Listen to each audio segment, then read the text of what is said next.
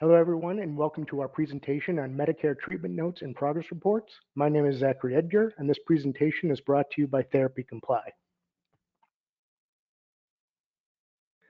Therapy Comply is a membership-based compliance, education, and consulting firm specializing in physical, occupational, and speech therapy practices. We offer live, full-length continuing education courses and have a large library of recorded compliance and clinical courses. We have a large selection of guides, sample forms, and policies on Medicare, TRICARE, HIPAA, NCCI, OSHA, and other important federal laws.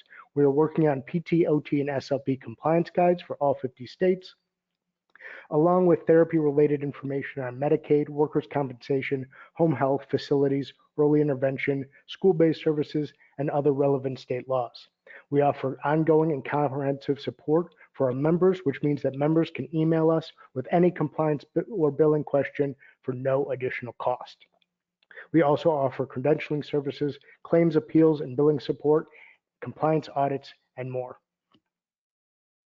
This presentation is for informational purposes only. None of the material is intended as legal advice. Statutes and regulations are all subject to change. Treatment notes. The purpose of these notes is to create a record of all treatments and skilled interventions that are provided and to record the time of the services in order to justify the use of billing codes on the claim.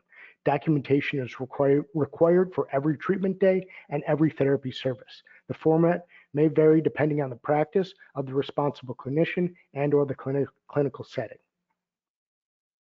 The required content of the note must include the date of treatment, identification of each specific treatment, intervention, or activity provided in language that can be compared with the CPT codes to verify correct coding, a record of the total time spent in services represented by time codes under the time code treatment minutes, record of total treatment times in minutes, which is a sum of all timed and untimed codes, and the signature and credentials of each individual or individuals that provided skilled interventions on that day. The treatment note may include any information that is relevant in supporting the medical necessity and skilled nature of the treatment, such as patient comments regarding pain, function, completion of self-management and home exercise program, significant improvement or adverse reaction to treatment, significant, unusual, or unexpected changes in clinical status, parameters of modalities provided and/or specifics regarding exercises such as sets, repetitions, and weight, description of the skilled components of the specific exercises, training, or activities, instructions given for home exercise programs, restorative or self-caregiver managed program, including updates and revisions, communications or consultations with other providers, communication with the patient, family, or caregivers, equipment provided, and any additional relevant information to support that the patient continues to require skilled therapy and that the unique skills of a therapist were provided. But is not required. The treatment note is not required to document the medical necessity or appropriateness of the ongoing therapy services.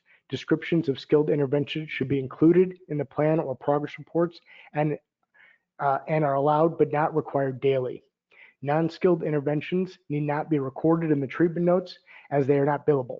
However, notation of non-skilled treatment or report of activities performed by the patient or non-skilled staff may be reported voluntarily as additional information if they are relevant but still not billed.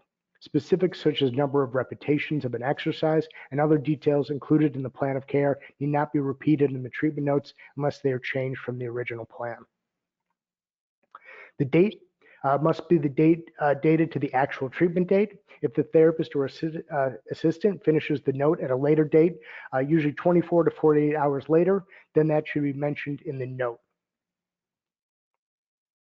Treatment identification of each specific intervention modality provided and billed for, timed and untimed codes in a language that can be compared with a billing on the claim to verify correct coding. Record each service provided that is represented by a time code, regardless of whether or not it is billed, because the unbilled time services may impact the billing. The total time code treatment minutes and total treatment time in minutes. Total treatment time includes the minutes for time code treatment and untimed code treatment. Total treatment time does not include time for services that are not billable. It is not required that unbilled services that are not part of the total treatment minutes be recorded, although they may be included voluntarily to provide an accurate description of the treatment, show consistency with the plan, or comply with state or local policies. The billing and the total time code treatment minutes must be consistent. When documenting treatment time, consistently use the CMS language, total time code treatment minutes, and total treatment time. Do not use other language or abbreviations when referring to treatment minutes, as it may be difficult for medical review to determine the type of minutes documented. The amount of time for each specific intervention modality provided may be recorded voluntarily. Do not record treatment as time in/time out for the entire session, as that does not accurately reflect the actual treatment time. Do not round all treatments to 15-minute increments, but rather record the actual treatment time. Also, do not record as units of treatment. Instead, record as the minutes, and then you can convert that to units. Signatures. So the note must include the signature and professional identification of the therapist or assistant who furnished or supervised the services. Example, the signature of Kathleen Smith, PTA, with a notation of a phone consultation with Judy Jones, PT supervisor. Does the therapist need to sign the note? No, unless required by state law. The signature and identification of the supervisor need not be on each treatment note unless the supervisor actively participated in the treatment. Does the supervising therapist need to be identified? Not every time. The supervising therapist should be identified on the note for best practices, though, but does not need to be on every single treatment note. Who is assumed to be the supervising therapist? Since the clinician must be identified on the plan of care and on the progress reports, the name and professional identification of the supervisor responsible for the treatment is assumed to be clinician for who wrote the plan or report. If it's a different therapist, you're going to put that different therapist on the note for that day to recognize that you had a different supervisor in charge. Now, progress reports. A progress report provides justification for the medical necessity of treatment. Information required in the progress reports shall be written by a clinician that is either the physician or NPP who provides or supervises the services, or by the therapist who provides the services and supervises an assistant. It is not required that the referring or supervising physician or NPP sign the progress report that was written by the PT, OT, or SLP. The progress report period requirements are complete when both the elements of the progress report and the clinician's active participation in treatment have been documented. Content. So you're going to need the date of the beginning and end of the reporting period that the report refers to, the date that the report was written by the clinician or dictated, or the date on which it was dictated, objective reports of the patient's subjective statements if they're relevant, objective measurements of impairment function testing to quantify progress and support justification for continued treatment, description of the changes in status relative to each goal currently being addressed in the treatment. Descriptions shall make identifiable reference to the goals in the current plan of care. Assessment of improvement, extent of progress or lack thereof toward each goal, plans for continuing treatment, including documentation of treatment plan revisions as appropriate, changes to long or short-term goals, discharge, or an updated plan of care that is sent to the physician or MPP for certification of the next interval of treatment, and the signature with the credentials of the clinician who wrote the report.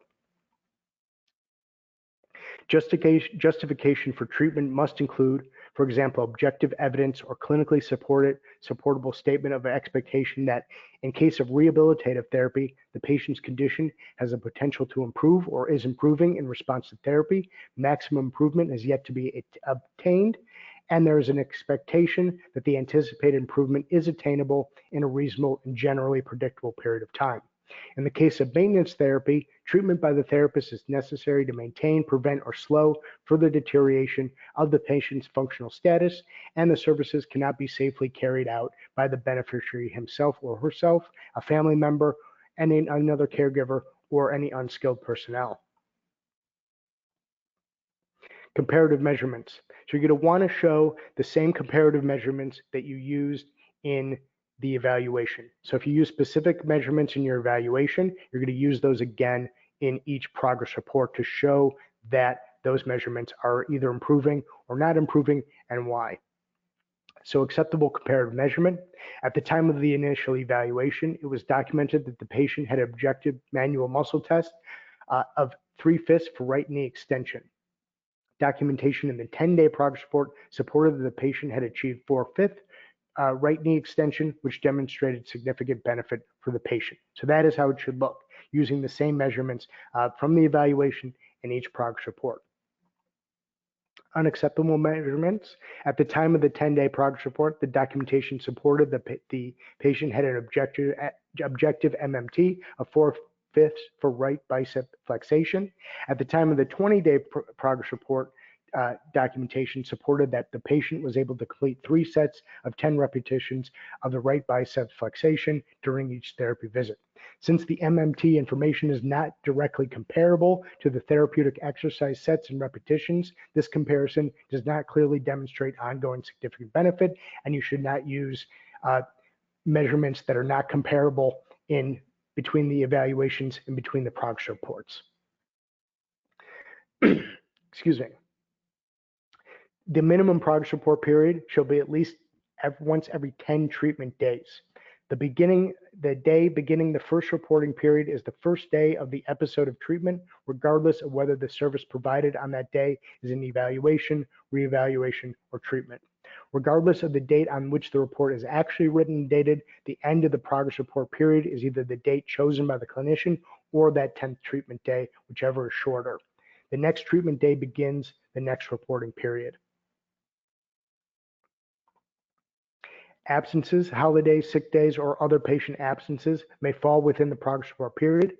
Days on which a patient does not encounter a qualified professional or qualified personnel for treatment, that's either a therapist or an assistant, evaluation or reevaluation, do not count those as treatment days. So if a patient misses a day for whatever reason, you don't count that in the progress report period. You count the next day that you see the patient.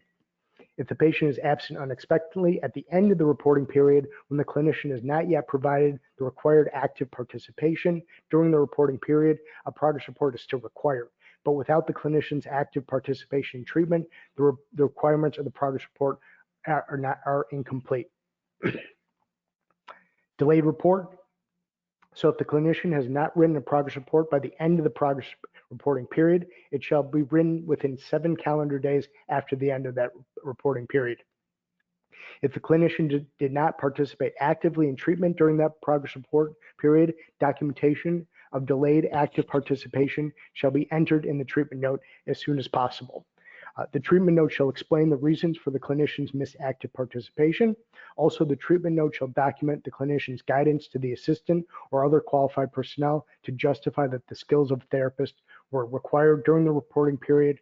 It is not necessary to include this treatment note any information already recorded in prior treatment notes or reports. Early reports. So progress reports can be written weekly or even daily at the discretion of the clinician. Therapists are encouraged but not required to write progress reports more frequently than the minimum required in order to allow anyone who reviews the records to easily determine the services provided are appropriate, covered, and payable. So you can do reports any time within that 10-day period. But if you do it earlier, the next day starts the new reporting and can go either way. But just remember, you at least have to do one once per every 10 treatment days, but you can do it more frequently. Active participation. So I've mentioned this in other times. Active participation during each progress report period, the clinician must personally furnish in its entirety at least one billable service and at least 1 day of treatment.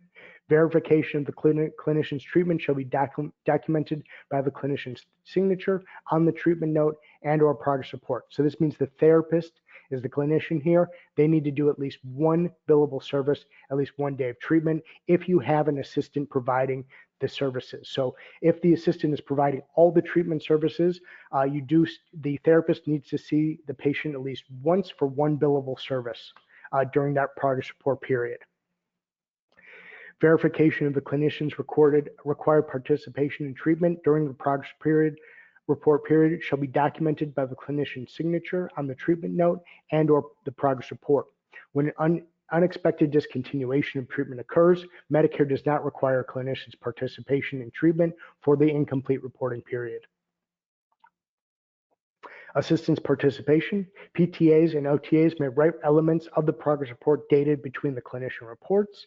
Reports written by assistants are not completed reports. The therapist must write a progress report during each progress report period, regardless of whether the assistant writes the report. So the assistant can be involved. They can give the objective measurements and all of that, but ultimately the therapist needs to review that, give their own expert opinion, and sign and date along with that active participation during the period.